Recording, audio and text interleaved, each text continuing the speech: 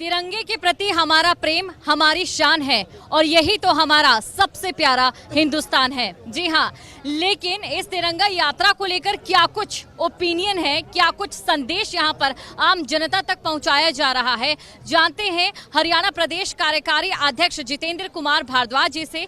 Sir, जानना चाहेंगे, देखिए अपील जो है आम जनता तक क्या पहुँचाई जा रही है? आपने देखा देश कितना बदल गया है, कई चीजें हैं एकता को लेकर भी, इसको लेकर आप क्या कहेंगे आम जनता से?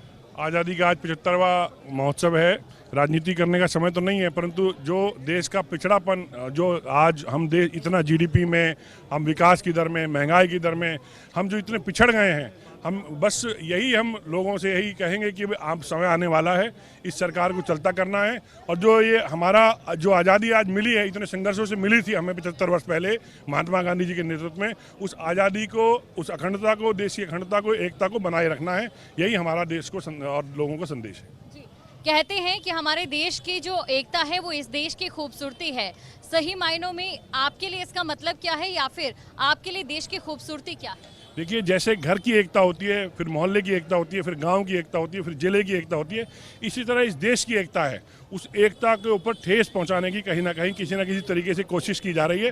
लेकिन हम आज इस महोत्सव पर यही प्रण लेके जा रहे हैं कि हम इस अखंडता और एकता को, इस भाईचारे को समाप्त नहीं होने देंगे, इसको बरकरार रखेंगे। यही हमने लोगों से अपील की है कि लोगों के किसी के बहकावे में नहीं आना है। हम तो आप भी इस तिरंगा यात्रा में शामिल हुए। आपसे जानना चाहेंगे, इस समय जो देश के प्रति राष्ट्रीय भावना है, इस समय आपके जहन में वो क्या कह रही है? मेरे जहन में ये कि 75वां ये अपना आज़ादी का वो साल है, इसको हम खुशी से मना रहे हैं। और आपको देख रही है इतना एकता है, इसमें सारे धर्म मजहब के लोग इकट्ठे हैं।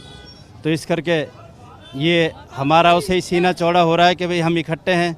जैसे अभी भारद्वाज जी ने बताया कि पहले घर में परिवार एक होना चाहिए, फिर मोहल्ले होना चाहिए, गांव होना चाहिए, उसके बाद कस्बा, शहर, प्रदेश, देश सारे आपको दिखाई दे रहा है यहाँ। अब इससे फालतू सबूत तो क्या दे सकते हैं हम एकता का?